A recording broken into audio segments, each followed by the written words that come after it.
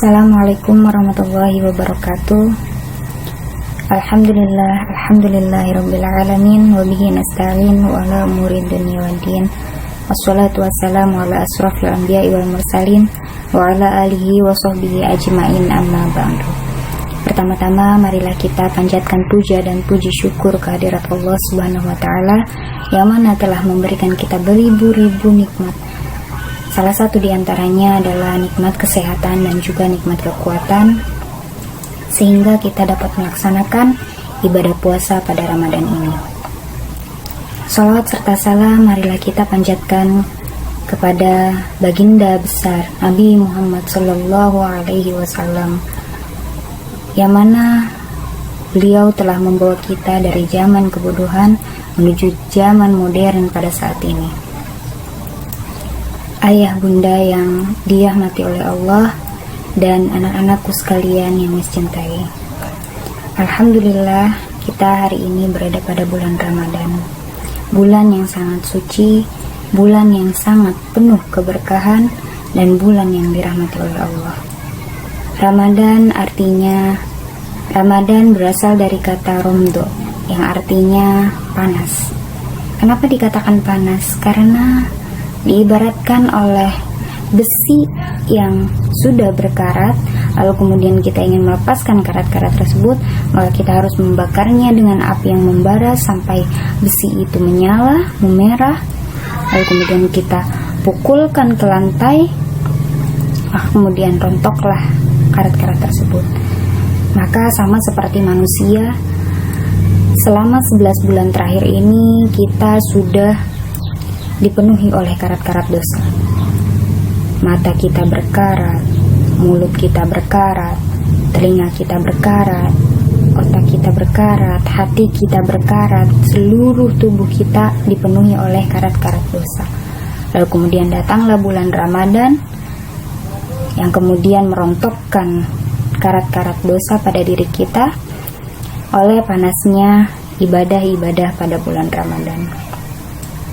Anak-anakku sekalian yang mencintai, kita patut bersyukur karena dapat kesempatan untuk bertemu kembali dengan Ramadan tahun ini dalam keadaan sehat, sehingga kita dapat melaksanakan ibadah pada bulan Ramadan ini dengan maksimal. Karena banyak sekali orang-orang yang tidak bisa bertemu kembali dengan Ramadan pada tahun ini, atau bertemu kembali tetapi dalam keadaan sakit.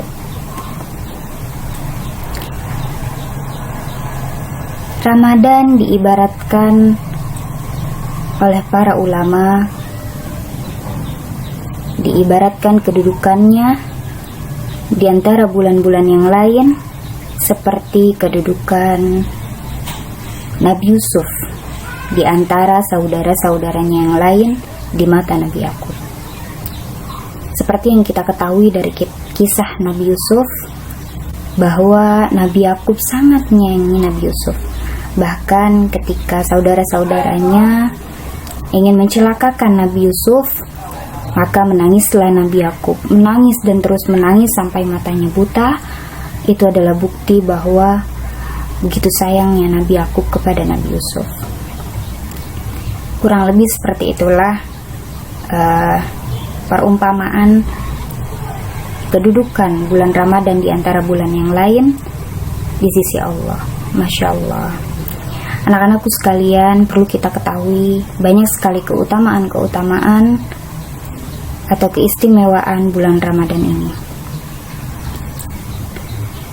Yang pertama, bulan Ramadan adalah bulan diturunkannya kitab suci Al-Quran. Allah berfirman dalam Quran surat Al-Baqarah ayat 185 yang artinya, bulan Ramadan adalah bulan di dalamnya diturunkan Al-Quran. Kemudian yang kedua, bulan Ramadan adalah bulan ampunan dosa dan dibebaskannya dari api neraka. Para ulama pun mengatakan dari hadis-hadis Nabi bahwa bulan Ramadan adalah bulan pengampunan dosa dan dibebaskannya dari api neraka. Bahkan Nabi mengatakan bahwa setiap malam-malam pada malam bulan Ramadan, Allah menyebutkan nama-nama hambanya untuk dibebaskan dari api neraka.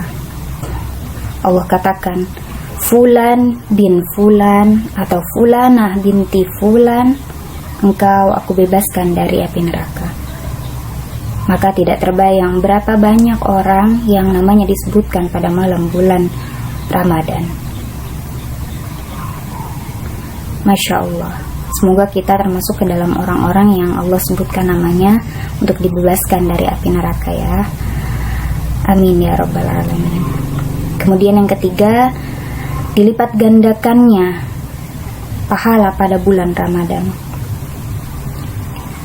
Para ulama juga mengibaratkan kedudukan bulan Ramadan seperti kedudukan matahari di antara bintang-bintang. Seperti yang kita ketahui bahwa bintang-bintang hanya muncul pada malam hari ketika matahari terbenam. Namun ketika matahari terbit kembali, bintang-bintang tersebut tenggelam dan hilang oleh cahaya matahari. Maka sama seperti Ramadan, seolah-olah jika kita melakukan ibadah selama 11 bulan selain bulan Ramadan, lalu datanglah bulan Ramadan, kemudian kita melakukan satu saja jenis ibadah pada bulan Ramadan, maka satu jenis ibadah ini bisa mengalahkan bermacam-macam ibadah yang kita lakukan selama 11 bulan itu. Masya Allah. Nabi juga mengatakan, Man shoma Ramadan imanan wa ihtisaban.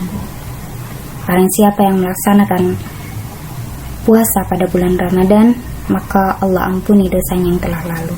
Lalu pada malam harinya, Man qoma Ramadan imanan wa ihtisaban. Barang siapa yang melaksanakan sholat pada malam hari pada bulan Ramadan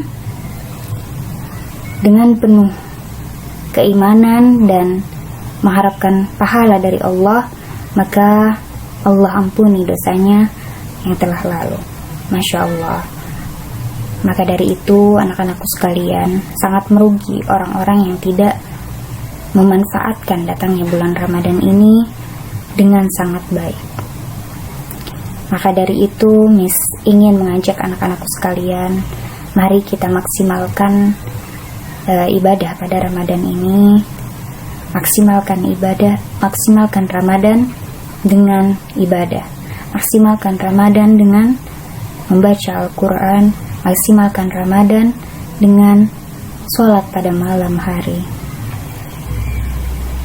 Nah, anak-anakku sekalian, semoga apa yang disampaikan walaupun hanya sedikit, namun bisa bermanfaat bagi anak-anakku sekalian dan dapat menjadikan dorongan untuk kalian semua agar lebih bersemangat untuk melaksanakan ibadah, untuk memaksimalkan ibadah pada bulan Ramadan ini.